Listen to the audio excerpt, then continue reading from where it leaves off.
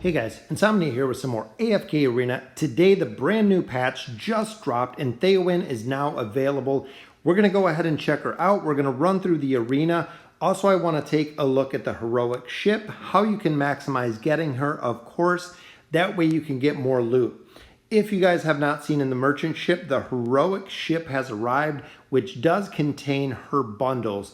As you can see here, if you do unlock her, you get 2,000 of your hero essence, which is nice. They do give you some Graveborn cards if you get her to Elite Plus. Legendary brings in some Twisted Essence. We have some faction change scrolls at Legendary Plus. If you get her to Mythic, you can actually get a free piece of gear for her or another agility hero, depending on what you need to continue building her set. If you get her to Mythic Plus, you get 50 of your amplifying emblems, but Ascended is where you want to get her. Within the first 28 days, you get this sweet looking avatar, which unlocked via the growth bundle, meaning that 28 days is the amount of time that you are going to have to get her to Ascended, which is a very, very short amount of time. As you can see here, adding 1 star gives you 6,000 PO coins. You do get some more a Stone of Quickness there to get her gear up. You do get quite a few Emblems of Death, which are very sought after. Some more Tree Juice there. Tier 2 stones as well as a card if you get her all the way to 5 stars at this point. But if you did not notice, on the right side of the tree, you can actually get a lot of loot. So it looks like diamonds. Of course, you can get some elite stones. You can get some more Graveborn cards so you have enough food to go ahead and level her up. You do get a free copy of her, which if you look at the cost, $49.99. So 50 bucks will get you a free copy of her. 27 Graveborn cards when she gets to Legendary Plus. As you can see, 180 emblems and 110 emblems there from the Primordial and Amplifying. So you can go ahead and build up her signature item. As you can see here, we have more Tree Juice, more of these chests. So now at this point, if you have her unlocked, you'd have 2 chests with 2 pieces for her if you purchased it. Another red card, limit 2, meaning that just going through and spending cash, you can get her unlocked, you can get her gear, you can get a ton of Emblems of Death, you can get some of the Mythic Furniture Scrolls. So if you get her completely unlocked and whale it up, you can absolutely just build her to the max.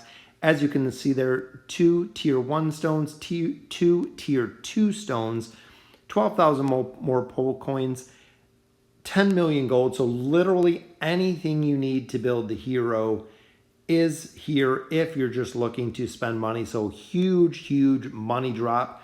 Because as you can see, $4.99, $9.99, they're $49.99, 50 bucks for a copy of her, 30 bucks for each of the emblems packs, plus the Graveborn card, so that's another $90. These are $24 packs, $34, $50 packs, and of course the last 3 are $100 packs. Again, meaning that you can completely deck her out if money is not an option. So a lot of people might be saying, hey, I'm not seeing the growth bundles there. The reason is right there, the big torch, the distant torch, unlocking the hero bundles. So if you go to the Field of Stars, you do have to have it unlocked, which is, I believe, this star up here. Nope, that's the near torch. The distant torch. There it is. So additional hero choice pack monthly draws +1 unlocks hero growth bundles. So if you do not have this card unlocked, you will not see the hero growth bundles, which I'm sure going forward, they're going to continue this with all of the heroes that they have. But now you might be saying to yourself as well, I don't have that kind of cash to go ahead and build her, so what can you do? Of course, we can hit up the Noble Tavern. Here we can do some summons for her if you really want to pull her. So you can get some more copies, get some more loot using your Stargazer cards for her. Second option is, of course, the Desired Hero. So looking here, I do have 5 of 5 available because I don't have the final ones unlocked, but I can get 5 copies of her as long as I have the diamond saved. So just out of here, you can pull 5 copies. Even here, I could probably pull with 27 cards, possibly 1, maybe 1. but that would definitely get her started and also start getting loot for her as well, because she is available for the next 28 days in the heroic ship right here. So that would even take her to the legendary, maybe legendary plus if I was lucky. So I would get some free loot, but if you really want the good loot, you do have to buy it, which again is a really, really costly time sink. But if you have the money, go ahead and buy it. So let's go ahead and look at the trials. So her Bountiful trials are up. Exact same loot as we've seen before. So let's go ahead and get into the arena of trials. We will check this out. Here she is, Theowyn, completely up. Don't have her unlocked on here yet. Haven't done any summons. If you guys did not notice, I'm saving diamonds and scrolls and cards on my main account. Build up a little bit so we can do a solid summons here. So let's go ahead and look at the arena of trials. So I absolutely love the arena. As you can see, we get one free elite, which could be a copy of her. We get quite a few gems here, a little bit of resources, one more rare hero, which could be a Graveborn to help you go ahead and build Theowyn at this point. The arenas I do like because you do get to test the heroes in real combat, kind of assimilated. What we've seen in the past is the hero that you're kind of testing is much more powerful than other heroes. But these are some tried and true team comps as we got here. We know that Flora is going to go ahead and take off here. Theowyn has a lot of damage mitigation, I guess, but more of the pass through, which she doesn't take damage, allowing her combination with Flora to work perfectly, similar to Thorin, similar to Theowyn. But looking at the damage here, she did 900k, which Flora was 3.6 million. And going through the trials, a lot of people have been saying that she does not do much damage at all. Her survivability is pretty good because there's a lot of skills she has where she's unattackable, so the enemy cannot actually target her or attack her, increasing her survivability. So it's going to be very interesting to see where she fits in a team comp.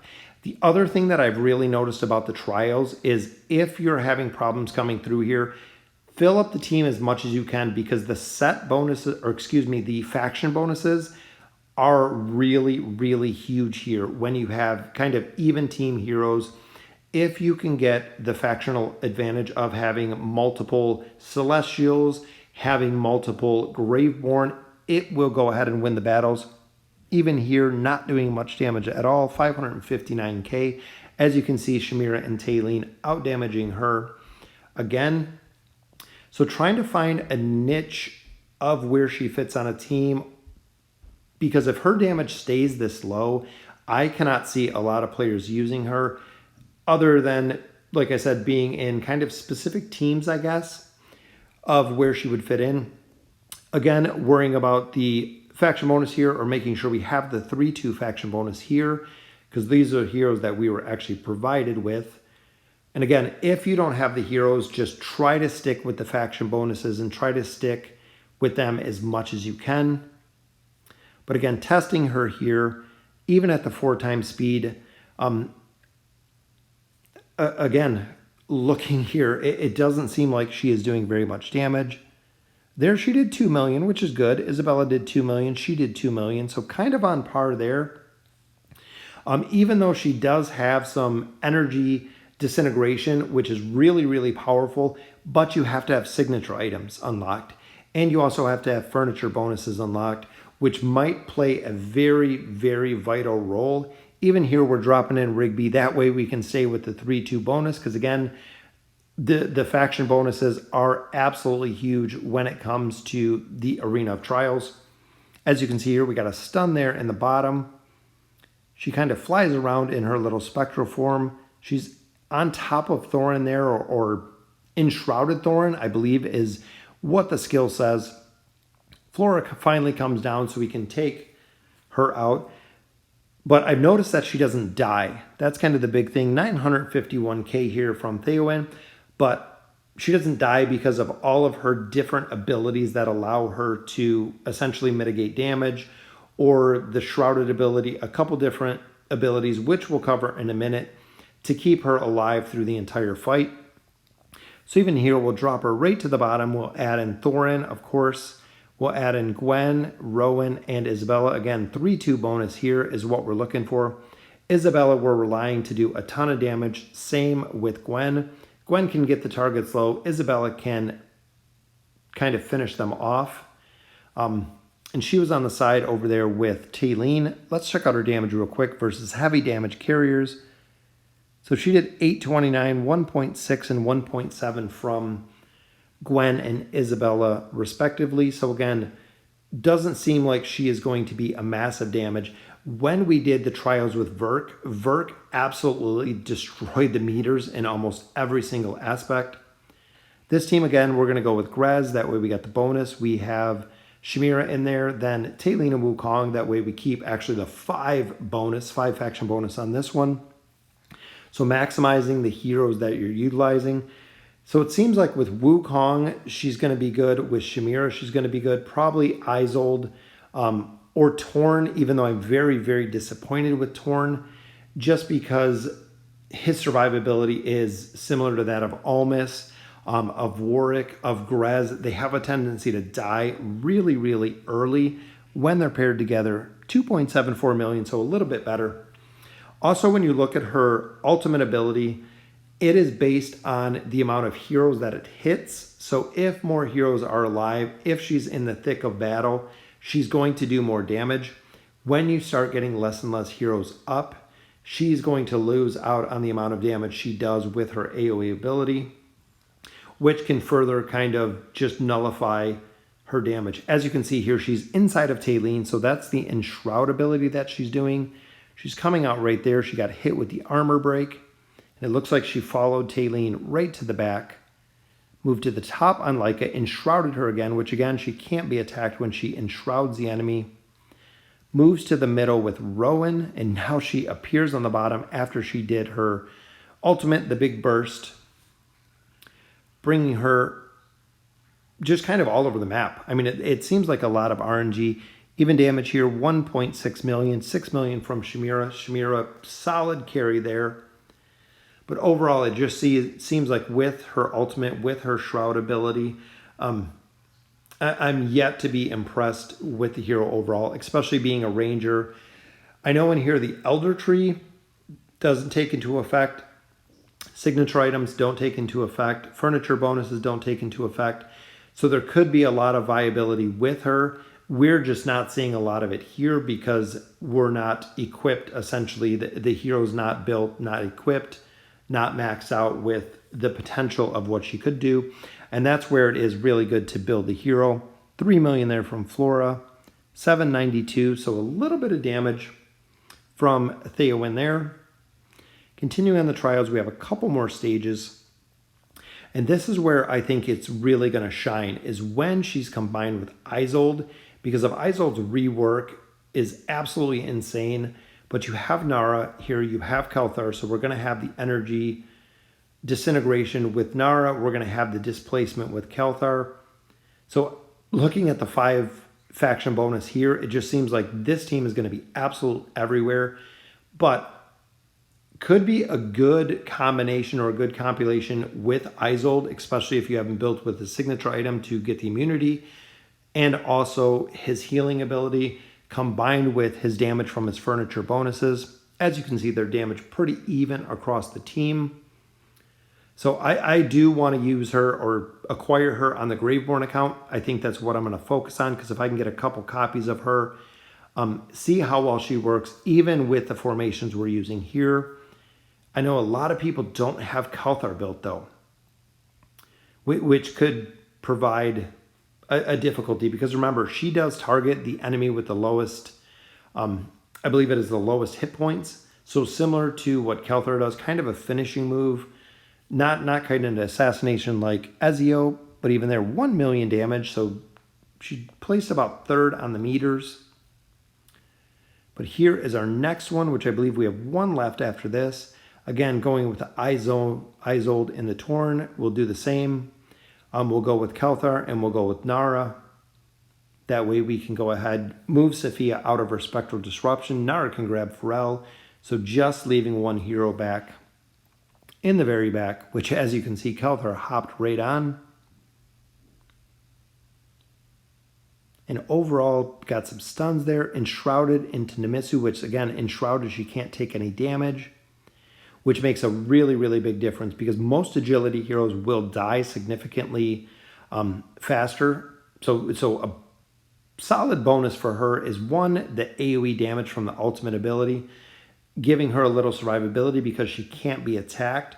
Also with that enshroud ability, she cannot be attacked either, which again increases her survivability. So I think with signature item and furniture, if you could get her damage significantly higher because of her survivability, she pairs really well with Flora because similar to Taylene, similar to Thorin, very, very hard to kill enough enemies or do enough damage to get Flora to fly down.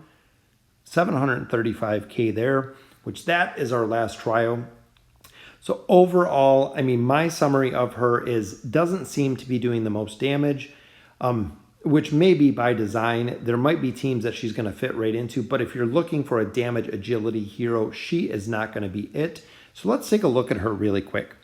So ultimate spectral diversion, which she goes ahead and passes through enemies doing 150% damage. Afterwards, the spectral conversions on the weakest enemy target, which again is similar to a finishing move. And then damage also goes up 170 to 190%. She manifests herself into the next target, dealing damage to enemies' ability during the phase.